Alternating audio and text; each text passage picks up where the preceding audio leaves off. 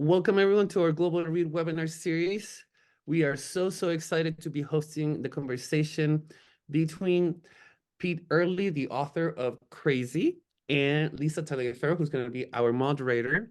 Lisa is the founder of Patients Not Prisoners, and she will be the one asking the questions for Pete. We're currently live on our Facebook page, and so if anybody has questions throughout the sessions, you're more than welcome to post it on our chat if you're connecting us via Zoom, or if you're connecting via Facebook, you can put them on our comments right there, and we will make sure to read those questions at the end of the session. I would like to welcome you both, Lisa and Pete, to this conversation. Thank you so much for being here, for taking the time to not only share and have this great conversation about the book Crazy, but also about the topic that Crazy is all about, that has inspired you both to do your lives according to this. So with not much more, I will leave the floor to you, and we'll be talking to you soon. All right, great. Well, I am just so thrilled to be here with you again, Pete. This is just very exciting for me. As people might already know, Pete is an author of a New York Times bestselling book entitled Crazy. But I think what I'd like to do, Pete, if you don't mind, is I kind of want to let people know how I found out about you, and then kind of introduce you as who you are. That's But fantastic. Good. is that good? Is that good? Yeah, Okay. absolutely. All right, great. Well, my name is Lisa Taliaferro, and I run a nonprofit, and the name of my nonprofit is Patients Not Prisoners. Basically, it's a nonprofit, and it's dedicated to supporting advocacy, education, and support for families and also first responders seeking to support their individuals that they love who are experiencing mental illness. Our mission basically is to create safer communities and to promote restorative justice, and educate the community and support people who are hardest hit by supporting those that experience mental illness. My reasons behind this is that my husband and I, we've been married 43 years, and we have actually mentioned that we have hit the trifecta, in that three of our sons suffer from mental illness, and they're the three varying levels. One is very severe, one is mild, moderate, and then the other one is pretty much controlled by medication. But what happened is that as I was starting to research, help for my sons and what I could do, and just educating myself, I ran across many books, and I started to read the books, would read halfway through or whatever, and then I came across a title of this book called Crazy. And I was like, oh my gosh, this is like so interesting. So I began to read the book. And as I read the book, everything in the book just resonated with me. And I felt like that Pete's situation was very similar to mine. And I was just floored. I was floored, Pete. So I wanted you to come to Florida, and I wanted you to talk to my community. Um, and then I heard this voice, like I said before, from heaven that said, call Pete Earley. And I'm like, no, not me. I am not calling Pete Earley. This is New York Times bestselling author. This guy will never take my calls.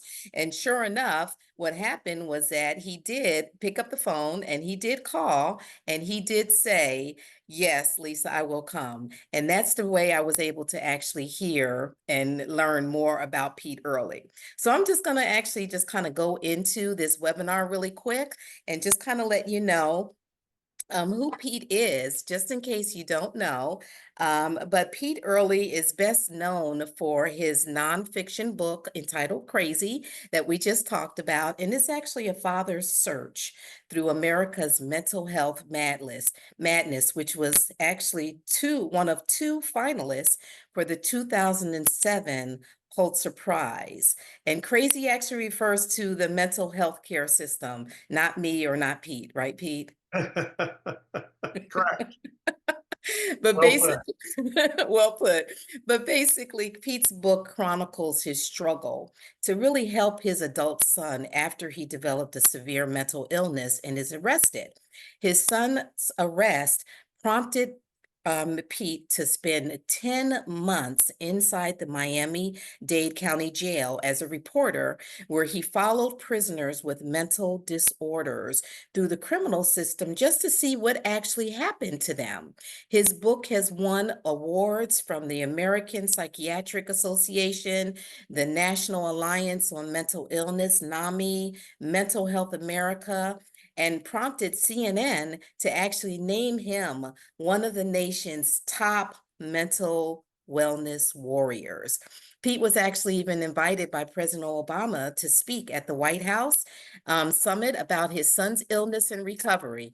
He served for 5 years as a parent member of the Interdepartmental Serious Mental Illness Committee, created by Congress to advise it on a federal mental health policy. The former Washington Post reporter, Early has appeared 5 times before the U.S. Congress to testify about the need for mental health reform, and has spoken to 49 states and addressed legislators in 5 foreign countries. He writes regularly for the USA Today, or I'm not sure if you do or you did, USA Today and the Washington Post about mental health issues. And he also posts a weekly blog that is often cited by the media. So Pete, did I explain who you are? Oh my gosh, you made me much more important than I am, and very nice of you to say all that about me. It's been quite a ride, and I appreciate it. Thank you. Absolutely, absolutely, Pete. Well, I just kind of wanted to start off and just this. Let's talk about the book. Let's talk about the Okay. book Crazy. I'm not sure if our participants have read it already, or if they will read it once we're finished with this. But can you tell me how you came about writing this book, Pete, and what was Absolutely. your inspiration? Well, um, thank you, Lisa, for doing this. I greatly admire your Partners Not Prisoners organization, because it really goes to the whole theme of my book and why I got involved in this subject, and how it really changed my life from being a journalist to becoming an advocate. My 22-year-old son, Kevin, he's identified in the book by his middle name, Michael, because I wanted him to have some shield when the book came out. But now he is very proud of the fact that he works in the mental health field. He was in college, and he started having trouble trying to discern what was real and what was a dream. And of course, I was very concerned when he told me this. And we know that most mental illnesses come up in young men between 17 and 22. So he was right in that criteria. So I rushed him to a psychiatrist, and the psychiatrist said, and I'll never forget this, Lisa, he said, if you're lucky, your son is using drugs. If not, he has a mental illness. And I thought, lucky using drugs? What? What nonsense is that? Well, the psychiatrist diagnosed him as having schizoaffective illness, and put him on medication. And after about 3 weeks, he was much, much better. And so he stopped taking his pills. We didn't have much happen. And then a year later, I got this frantic call that Kevin was wandering around Manhattan. He hadn't slept for 5 days. He was hadn't eaten for 5 days. He was convinced God had him on a special mission. And so I raced up and I got him. And during that car ride home from New York City to where I live in Fairfax, Virginia, he would laugh 1 minute and cry the next. And I said, take those pills, take those pills. And he goes, pills are poison, leave me alone. So I drove him to an emergency room because I didn't have a family psychiatrist and didn't know anyone. And they took us into a room all by ourselves because of how he was acting. And we waited and we waited and we waited and we waited. And after 4 hours, Kevin said, I'm leaving. I'm not, I'm nothing wrong with me. And I raced out and I literally grabbed a doctor. At least I'll never forget how he came in. He came in with his hands up as if he was surrendering. He said, "I'm sorry, Mr. Early, I can't help your son." I said, "You haven't even examined him." He said it didn't matter. The law was very specific. Unless a person posed an imminent, immediate danger to themselves or someone else, they couldn't be required to take medication or accept treatment. And the fact that we'd been sitting there 4 hours and no one had gotten violent showed he wasn't violent. And he had said that pills were poison. So the doctor said, "Well, you seem concerned. Bring him back after he tries to harm you or hurt someone else." Well, I took him home and I watched him sink deeper and deeper in a mental abyss. He had tinfoil wrapped around his head, watching TV to keep the CIA from reading his thoughts. He left my house early one morning. He broke into a stranger's house. Luckily, no one was there. He threw a lawn chair through their glass door, went inside. It took 5 police officers to get him out. And when they did, I found out that my son had become one of the 365,000 people with serious mental illness in our jails and prisons. He was charged with 2 felony counts of breaking and entering and burglary. And I was so frustrated because I tried to get him help and the law had stopped me. Now they wanted to punish. And I did more investigation. I discovered that 2 million people with serious mental illnesses are booked into jail every year. 1 million are on probation. Persons with mental illness, or 40% of them, will have a serious encounter with the police. They are 16 times more likely to get shot. And once they're in jail, they have a hard time following rules and get more and more punishment laid on them. And that, because of what happened to my son, I said, I got to find out why we're in this situation. Why are people not getting help and ending up in jails and prisons? And Lisa, you know about this because of your own child and his arrest. So my book, I'd like to say, oh, I'm a brilliant writer, but the truth is my book hit a chord because there's Lisa, there's myself, all these parents out there who are trying to help an adult with mental illness, a family member with mental illness, and instead of help, they're getting incarcerated and put in jails and prisons, and that's wrong. Many of them, their only sin is they got sick. That's their only crime, in my view.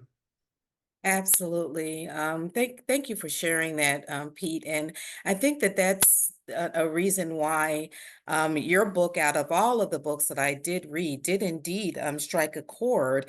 And one of the on the back of your book, Publishers Weekly says that the parents of the mentally ill should find some solace and food for thought in this book's pages, which is exactly what I did.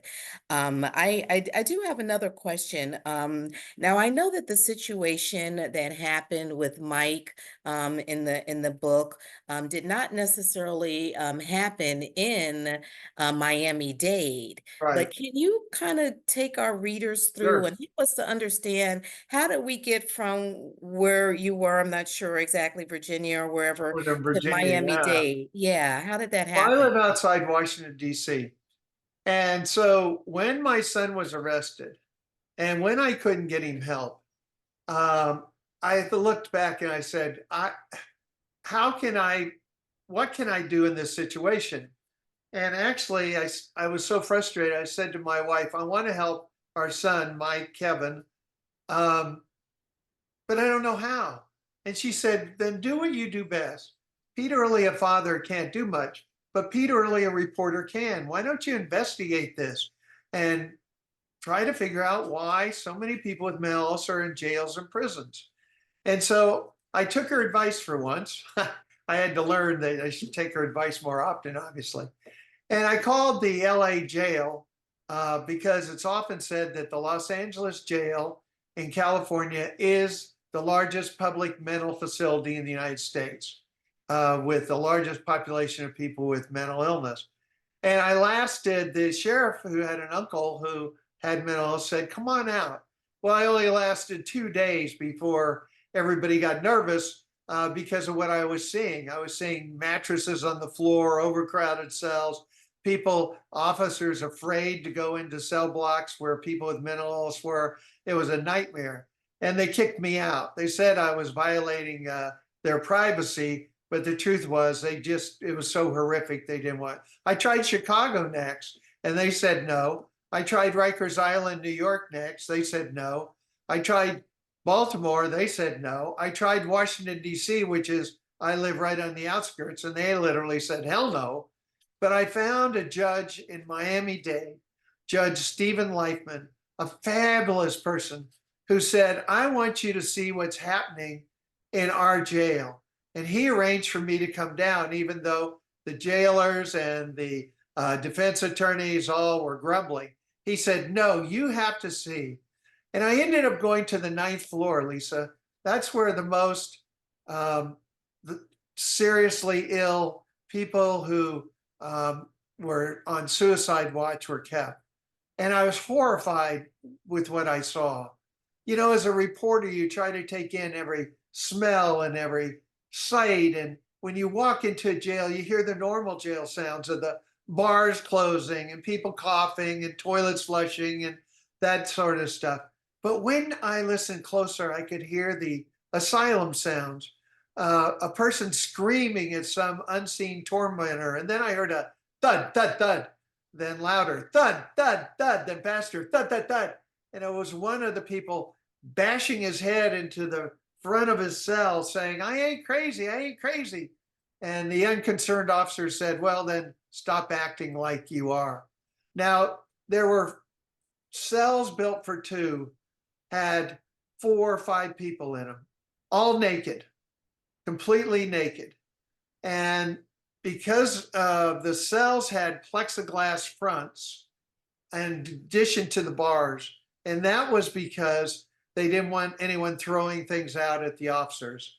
And it was a U-shaped cell block. The officers walked up and down. And when you looked in those cells, you realized that the air conditioning was pumping in and the plexiglass was stopping it. And those were bone-chilling cells in there. And the people were naked and they were freezing. And it reminded me of what I had read in the 1700s, Lisa. In the 1700s, you had to depend on your family, or you were in jail, or you were taking the county line if you had mental illness and told, don't come back. In the 1800s, Dorothea Dix, this wonderful crusader, went to teach a Bible class in Boston. And when she goes into the jail in Boston, she goes through a cell block that's freezing. And she goes to the jailer and says, what, you can't treat people like that. And he goes, oh, those people are mentally ill. They don't feel the cold. And it was that same kind of indifference that I saw in Miami-Dade. It was just horrific. And I spent 10 months there. I remember thinking, well, they must have special officers who work with these people. And I got to know the people who worked there. And not one of them had received any special training. And every one of them told me that they were problem employees and their bosses hoped they'd quit when they sent them to work with the crazies. So that was the environment I encountered. Now that was back in 2003, 2004, and I'm happy to report that after I did my book, Judge Leifman went on a crusade. He got television crews in there to actually show the public how these people were being treated. And just recently, he has achieved a miracle. He has closed that cell block down.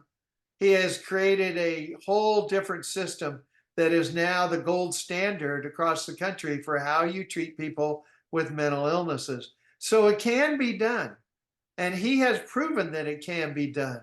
Unfortunately, across this country, we still have too many jails and prisons where there are barbaric conditions. Oftentimes, not because anybody is being mean, it's just jails are not built for people with mental illness. I visited a little jail in a Virginia rural town, and the cell the guy was in, naked, with the lights on 24 hours a day so he could be watched, had a hole in the floor for where he could use as his toilet and nothing else in the cell. I don't know how many of us could be kept in those conditions for 24 hours and not feel like we are going crazy. And that's what we're subjecting people to. And it's a real tragedy.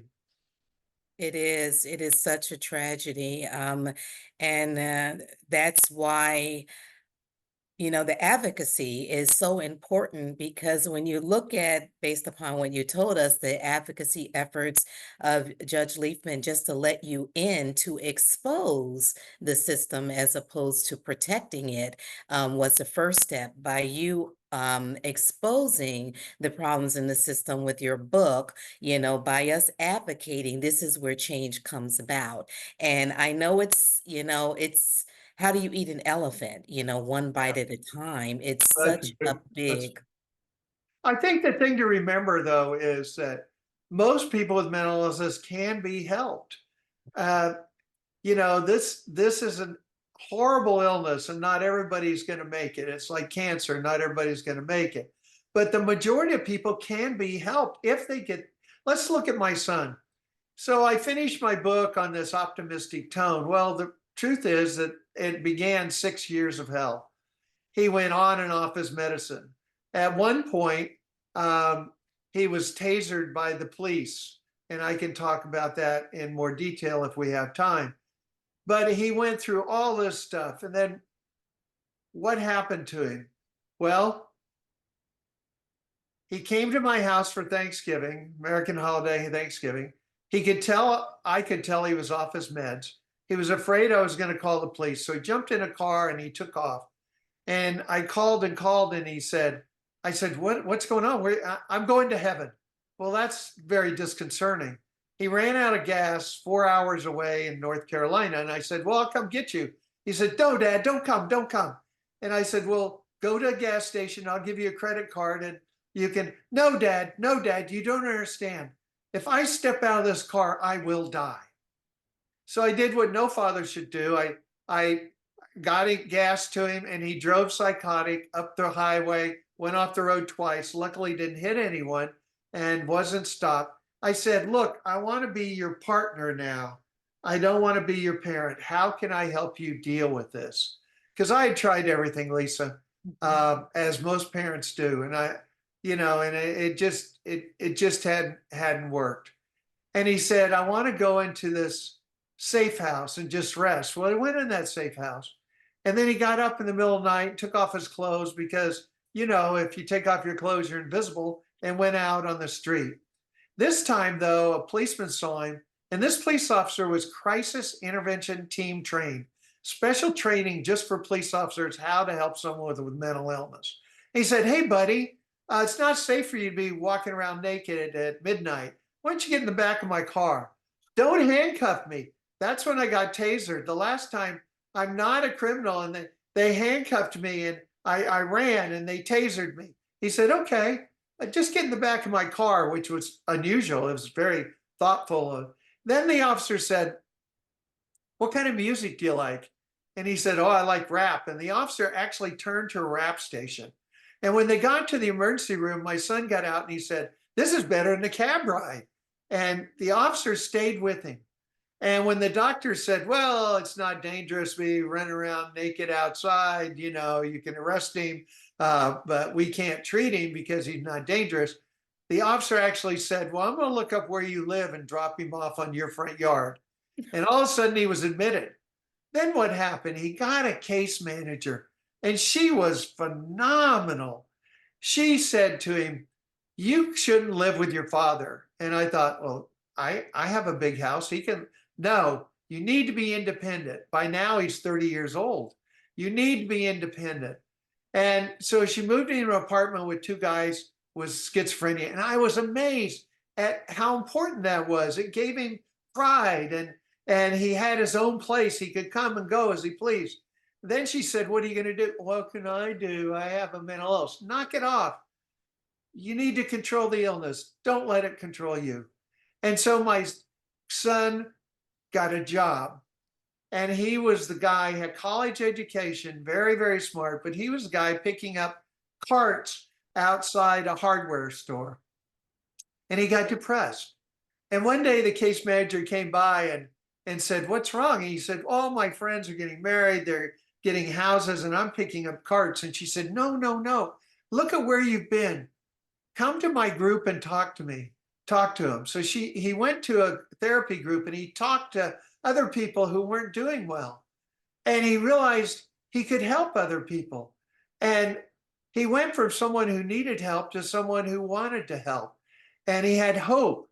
And the case manager said, "Why don't you become a peer, a person with mental illness, helping other people with mental illnesses?" And he went through all the courses. And today, my son has finished a master's degree in social work. He is a peer-to-peer, a person with mental illness, helping others with mental illness. And he works for Arlington County, Virginia, helping others who have mental illnesses. And he's been stable for several years now. And it's a true story, but it shows if you give housing, if you give someone hope, if you help them get a job. I mean, it's Maslow's hierarchy, a safe place to live, a purpose in your life, and people to love. It's really as simple as that, but we do not do it. Absolutely, absolutely. And that word, Pete, you've actually said it a few times, hope, hope. And I know that you've actually mentioned an analogy on how long man can go without food or water. And could you Oh, kind of never. explain that to our audience here? Well, man can live without food or water. I can't remember the exact times, but I think it's food X amount of days, water X amount of days, but only 1 second without hope. And I believe that's absolutely true. When we visited that first doctor, he said to me, "I'm not going to sugarcoat this. Your son has a mental illness. He will never get better. He will be on medication the rest of his life. That medication will make him gain weight. It'll be difficult for him to have sex. He can't drink alcohol. And there's a good chance he will end up hopeless. Don't ever think about him getting married. And he may end up in jail." And when we walked out of that doctor's office, I was like, this guy had given my son this awful diagnosis. And I looked at Kevin and he was smiling. And I said, "What? Didn't you hear that?" And he said, "Yeah, that guy's crazy." But the point is that he gave him such he took away all of his hope. So no wonder Kevin said, "I'm not going to take these pills. I'm not that person." I mean, I was recently diagnosed with lung cancer. And what's the first thing that happened? My wife and I looked at all the studies and charts and what can we do? And Kevin did the same thing. He said, I said, "I'm going to beat the odds." And he said, "I'm going to beat the odds too. Yeah, I have a mental illness, but I'm not going to take my meds. That's not me." Well, it turned out it was him. And then when someone gave him hope, they led him down the path to recovery. And, you know, here's the deal. We know that not everyone is going to get better. And unfortunately, a third of medication really helps people, and it helps my son and helps your son. A third, it has no effect, and a third, it actually causes problems. So we know that we can't save everyone, but we're poor judges on who we can save. So we must offer help to everyone. I can tell you a story about a person who was homeless in Cincinnati for 10, 15 years. Finally, a bad storm was coming, and this wonderful psychiatrist went out and talked him into coming in. And then they gave him housing, which is essential. He had something then he wanted that he could lose. And then they backed it up with an assertive community treatment team, someone who got to know him, a psychiatrist, a therapist, a peer, and they convinced him to use his medication. And he was one of the persons. And after all these years homeless, he came back. His life was given back to him. Those are the kind of stories that we have to believe in. Those are the stories that matter. that people can get better. That people can get better. And even if they don't get better in the way that they think like we do, Right. but they're able to participate in their society, in their community, they're able to be safe. And I think that that's so, so important for us to understand, that there is there's so much neurodiversity, right, in the way that people think, that we can't always expect them to think or to do the way that we do. But if we can get an environment for them and give them the support, it takes all kinds for the world to go around. One of the things Absolutely. that you had mentioned, Pete, is that you mentioned peers. And from my perspective, I just wanted to let everybody know that with my son having a severe mental illness, that what happens is that it's a very lonely existence. It's very lonely. People look at you different. People perceive that they're not safe in your presence. And what happens is that they become very lonely. One of the things that we do at Patients Not Prisoners, because I recognize this void in my son's life, is that we work with peer counselors. We work with people that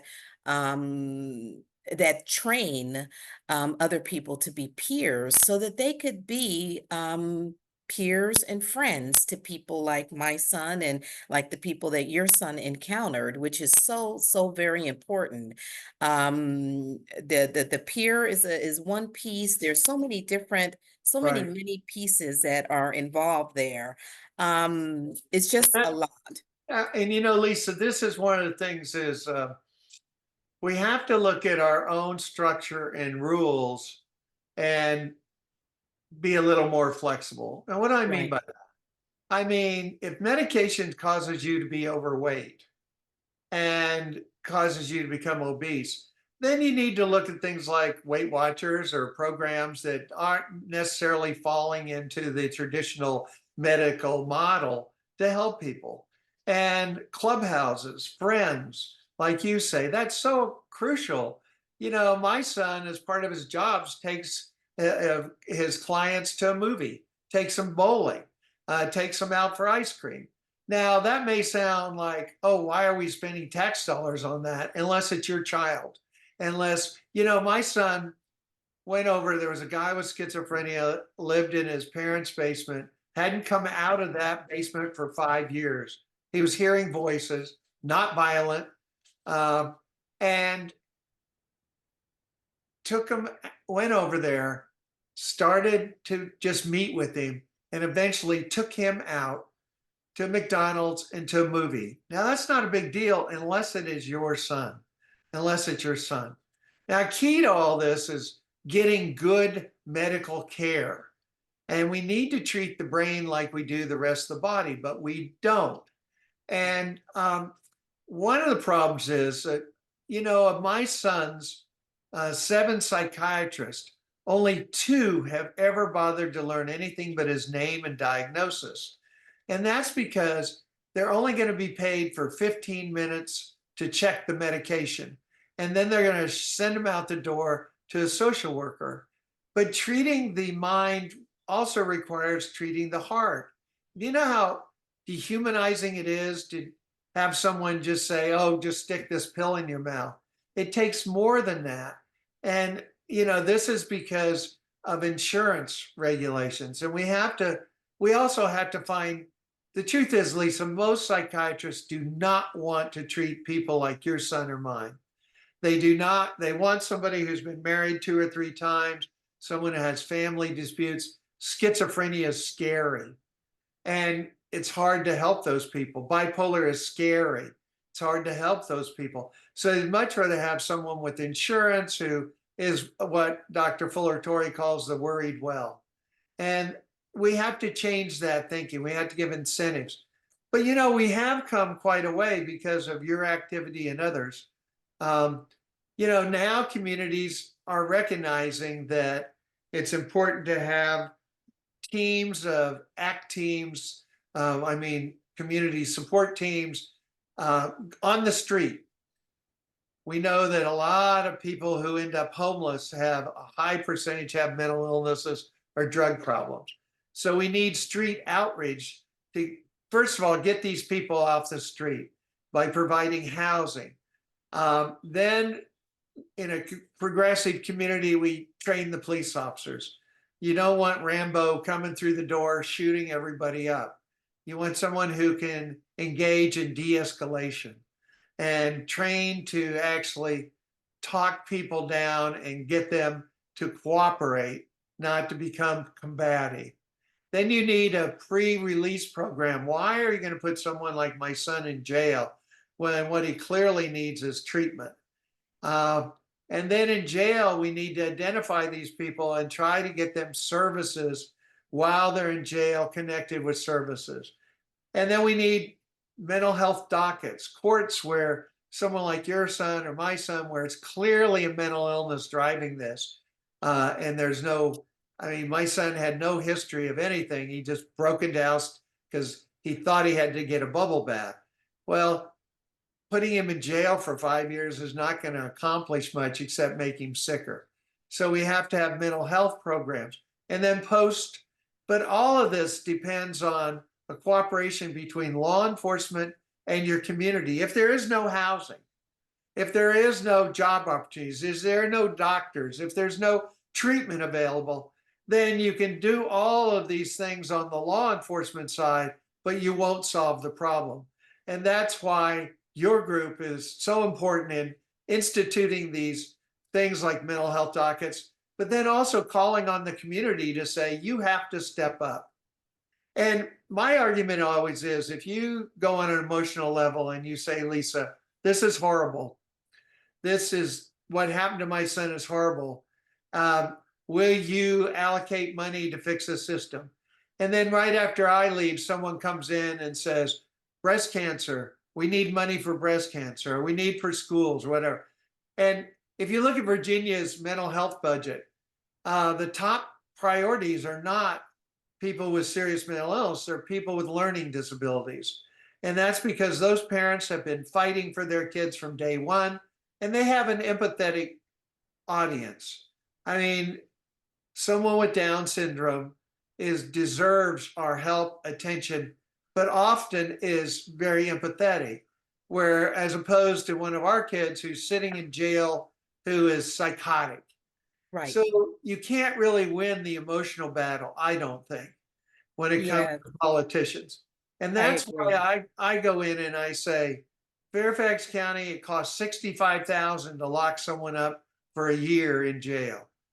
What for half of that, you could provide them with housing and treatment teams. So where are you spending your money? Because it's a revolving door with the person always getting out being worse than when they went in.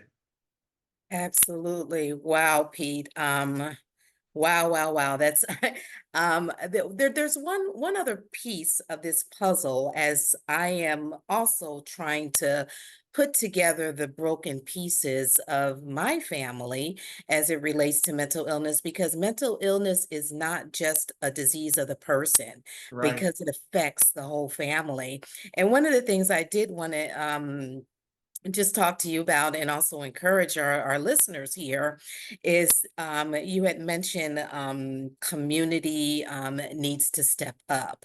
And one of the things that I recognized is that the churches are can be huge advocates for people like our sons. They could be more open, they could be more inviting, as some of us who I am a Christian, and in the book of Mark, it reads how Jesus actually treated the man with the mental illness, and he showed us how to treat people that have mental illness in the book of Mark.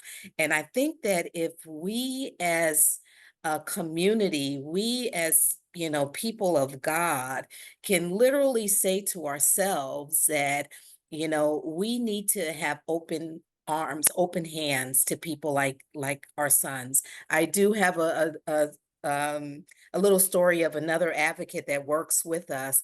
And unfortunately, what happened in her case is that her son was pretty much turned away from the church. And the reason is because he didn't act like we Right. act, and he Very. wasn't that soft, cuddly,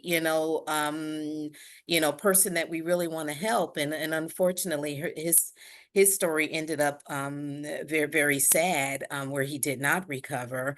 But I just really wanted to encourage our readers to, if you do belong to, a church family, to open up your arms and give people like our sons, a hug or a handshake, or like your son did, take them out for pizza, take them bowling, pick up the phone. Hey, how you doing, buddy? I just wanted to check up on you. Things like this are so, so important. Along that line, I also wanted to, because I know we're running a little bit close to the end, but I also wanted to ask you, Pete, your book was published, I believe it was 2006, if I have that correct. And here we are now in 2024. In your opinion, Pete, tell me what has changed as it relates to caring for our mentally ill?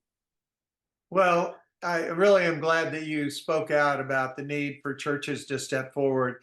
The biggest advocate in the last few years have not been, unfortunately, mental health groups or our people in the mental health movement. The most effective advocates have been law enforcement, our sheriffs and police officers who have these people in jails and prisons, and they're saying, I don't want these folks here. Let's do something about it. And that's because they have power. They have political power, so they can force some of these changes. And I've already mentioned an awful lot of them: mental health courts, dockets, CIT training.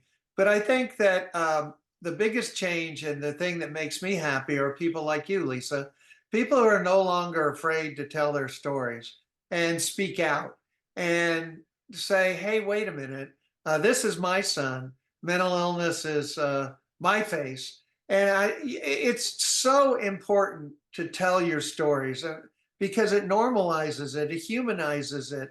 I mean, people look and they go, wow, you were a Washington Post reporter. You've done all these books and it happened to you. And I go, yeah, it happened to me. It happens to all walks of life. And the importance, I'll tell you, I wrote a piece for USA Today years ago. There was a company in Florida called itself like Psycho Donuts or something, and it was disparaging of people I felt who had mental illnesses. And the owner got all upset and said, "Oh, you're making a big deal. We have a bipolar bagel. It's all in good fun." And I said, "No, this is not funny. You need to stop this." Well, they ignored me, of course, but I wrote that article. 5 years later, a woman sent me a note and she said, my son had been homeless and he walked into a shelter and asked for help. And when they emptied his pockets, he had a clipping from USA Today.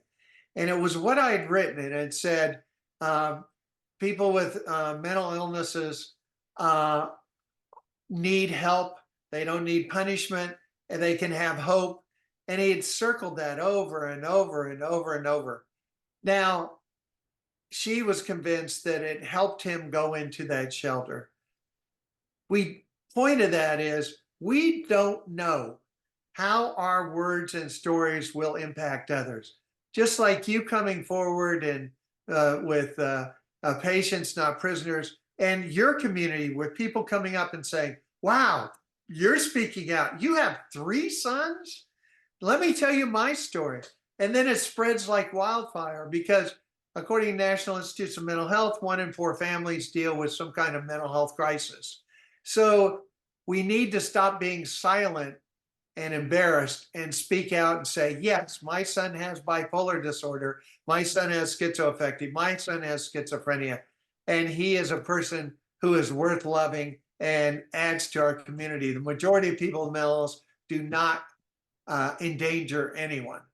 you know, Exactly, exactly. And need help. unfortunately, the media changes that narrative for us sometimes Right. where we know that and that they don't.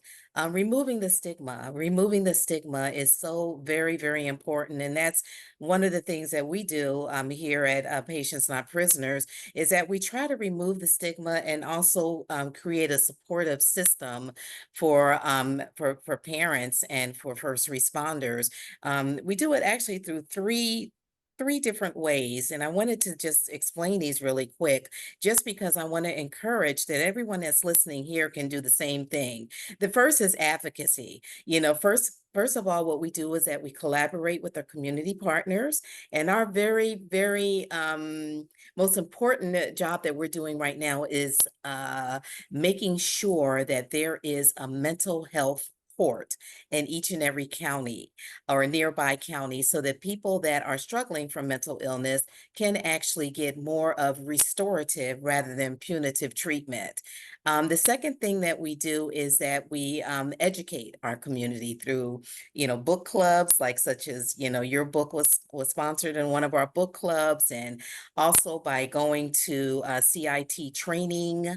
We also encourage um, people to join NAMI, to join National Alliance of the Mentally Ill. NAMI has a huge program that would not only help you as as a parent like ourselves, or even just people that are struggling with mental illness. It really is a very good support system, education system. Like Pete, they had this one class that I just learned about where it actually teaches parents how to story tell, how to tell their story like you told your story, like I tell my story, how to tell your story to different audiences, including lawmakers, including the police department, including all of the people that need to know so that we can remove that stigma.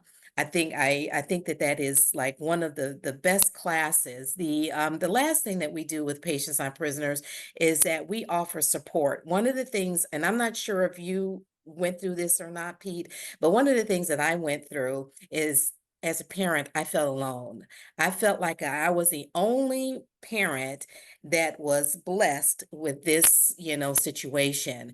And I didn't know where to go to help for myself. I did not even know what I could do. So what we do at Patients Not Prisoners is that we actually provide to parents like myself, like you, free 6 months worth of therapy, so that way they could really understand what's going on with not only themselves but also their loved ones, and help to really build a more healthier community. It's a very, very good way to support our families. I think what I'm going to do, Pete, if you don't mind, what I'm going to do is I'm going to just ask if there's any questions or anything. I'm going to look at the So I think that you kind of answered that question. Sorry for interrupting. I think you kind of answered that question because on Facebook someone asked, "How can I get more involved? What can I do?" And I feel like you already gave us many of those steps. And we'll be making sure to put again the link for Patients Not Prisoners in all different platforms. Yes, and Super. and that reader that actually asked that, I wanted to just encourage them that no matter what you do in the area of advocacy, it's good enough. It's good enough because we need to be the voice to the voiceless. We're only as strong as our weakest link. We need to be able to help in whatever way that we possibly can. It could be just writing of letters, it could be telling your story. It could be going to your church and asking them if we can have a peer support team of trained people to help out. So I see that there are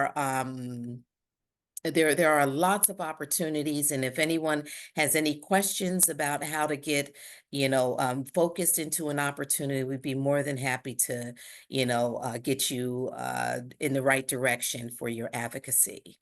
Absolutely. And we have a viewer here on Zoom. Their name is Uma and Uni. They are from a nonprofit called Mother's Cry. And their website is right there on the comments, motherscry.net, focused on educating our youth. And they did a short movie called We Belong. And Uma, I see that you have your hand raised. So if there's a way that you can type your question on the chat so that we can, maybe answer whatever it is that you want to say. Um, but yeah, I mean, we can keep continuing that until we see the question. No worries. Okay. All right, good deal. Pete, one last question while we're waiting. Tell me about your invitation to the White House. I've always wanted to know about that. Well, the White House held a summit on mental health while President Obama was there. And it's kind of a funny story. They asked me to speak for 5 minutes, and you go into this auditorium, and sometimes a president will show up, and sometimes they won't. Unfortunately, Obama was out of town that day, but his various department heads and everyone were there. Anyway, I got up and I gave this impassioned speech. And I was really proud of myself. In 5 minutes, I got a standing ovation. And of course, my name is Pete Earley. And the guy who was hosting it came up and he said, "Wow, I've never seen a standing ovation in the White House. This is phenomenal." He said, "Scott, you did a great job." So he doesn't even know my name. But the important thing was we got the message out. And I was assured that copies of my remarks would be shown to President Obama. Unfortunately, every White House hits mental health, and often they have. I mean, Trump had one too when he was president. A friend of mine was asked to speak at that. He actually showed up and went in there. And before Obama, the president before that had one. But this is part of the problem is they get all the people who are the advocates and everyone else to come, and we all do rah rah cheer cheer, but we don't reach out to the public.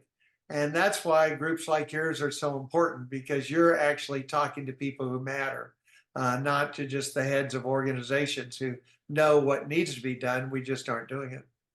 Absolutely. And I just kind of like to end that with this month of May is Mental Health Awareness Month. And Yes. our organization was actually able to get four proclamations from four different counties in our area to designate the month of May as Mental Health Awareness and Action Month, because I think that a lot of us are aware, but now it's time for action. And if each one of us is able to do some type of um, uh, action-oriented, help for someone out there that or that you know about, then I think that we can definitely make this a better place to live in, and we will be able to be the advocates that people like our sons need. And Lisa, I know it's impressive for me to have been to the White House and to get a speech, but what you've just done, reaching out to those four counties, will have more impact than what I did. And we all know your name. Thanks, Pete. Thank you. Thank you both so much for this incredible conversation. This has been so enlightening, and there's so much that we were able to learn and hear and identify in many ways. So how the justice system is treating our, siblings with mental illnesses. And it's important to see what can we do, to help and address that.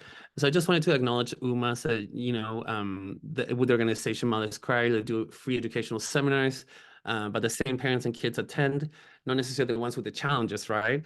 And so they mentioned also that the stigma is very high in ethnic groups, and we see that very typical. And the question that they asked is, why don't we have ACT in all the states? And I'm not really sure what ACT stands for. So Assertive community treatment. thank And what that is, it's a team of people. Look, you get out of jail and they say, show up across town. They let you out at 2 a.m. and go across town and you can get your prescription filled. Well, people have no way to get across town. They have no money. And if they're psychotic, they don't want to take their meds. an assertive community treatment team has proven effective, one of the most effective things with housing, and going to those people and saying, look, here's your medication. We will get you this, we will get you that, and engaging them. So assertive community treatment teams should be high on the list of what we need. That's amazing. So, you know, kind of like going with that question, then how come it's not in every state? Money. Money, of course. Now, that's the bottom line, is Oh, we would rather pay the price in human suffering and putting people in jail than actually helping them get better. And, you know, I mentioned the Trump administration, they actually cut back on some programs because the feeling was that you should pull yourself up by your own bootstraps. That, and again, I was talking about regulations, and this was long before the. Let me give you an example of how those things influence how our mindset hurts those with mental illness. In DC, you want to go into a shelter, that's great, but you can't bring in your shopping cart with all your stuff in it because who knows what might be in there, et cetera, et cetera. So you're supposed to leave your shopping cart outside. Now, let me ask you something. If someone offered you a place to sleep, but said you had to leave the house, the door to your house open while you're sleeping someone else, would you do it? These are these people's only possessions. And we expect them just to abandon them on the street, well, in order to get a bed. I mean, that's an example of why people don't go into shelters, you know, is because it's a stupid rule. And those are the kind of things in housing. We say, okay, we will give you housing. And this is what the Trump administration enforced, but it was before them. We'll give you housing, but only if you're clean and sober, because we're not going to reward you with a house for your bad behavior. Well, the opposite of that is housing first, where we will take you as you are, get you into housing, and then we'll get you clean and sober. So it's back assward. And yet there's this feeling that somehow if you're a drug addict, if you have a mental illness, you've done something that you deserve to be punished for. So get yourself cleaned up first before we'll offer you help. It's wrong thinking. yeah, that's problematic. Very, very problematic. Again, thank you so much both for this incredible conversation. Again, super, super inspiring, and we're truly grateful to have you both sharing, you know, all your experiences. So I wanted to share my screen so I can tell people what is going on with the Charter for Compassion for the upcoming weeks, because there's plenty for people to discover. So we have a course called Spiritual Wisdom for Troubled Times that begins on May 20th. Tuition is 4 weeks and the tuition is $60. This is a course directed by the three interfaith amigos, Imam Jamal Rahman, Rabbi Laura Duha Kaplan, and Pastor Don McKenzie. This is going to have a lot of different sessions with, again, with the interfaith amigos to teach the course, working together. How can you model cooperation and explore spiritual facets of religion, making them relevant to our time? We also have Wicked Issues, Adaptive Action for Compassionate Communities. This is how to help your communities thrive. This is with Glenda Eoyang, and the course begins on May 21st, and it's for 6 weeks. And the cost is $40. We also have community chats where people can, you know, join us in the Charter for Compassion and talk to us about their projects, or if they have questions that would like to know more. There's one for Canada specifically on May 22nd, and one for the general public around the world on May 23rd. And we also have the Sangha, which is our circle of trust, a moment of peace and rest and meditation every last Saturday of the month. That's on Saturday, May 25th at 9 a.m. Pacific time. And we also have a new partnership with Crossing Borders Education. Let's have a dialogue cafe where we can foster empathy, connection, and social change. This begins on June 4th. And then later on, we have the Compassion Training for Busy People with Sarah Schrader and Burrell Poe. And this course begins on June 6th. And the registrations are now open for that. And last but not least, our next global read is on June 16 at 9 a.m. Pacific, and the book is A Case for Compassion with Sarah Schreier. And we are very excited to also have Babaloan Ngongolo, who is one of our board members, to moderate that conversation. Again, thank you both so much, and for everybody that participated in the conversation and watched this webinar, and for everyone that's watching the recording as well. This will be posted on our YouTube channel for everyone to watch and share whenever they want. Once again, thank you, and we'll be seeing you on our next global read. Thank you so much. Bye.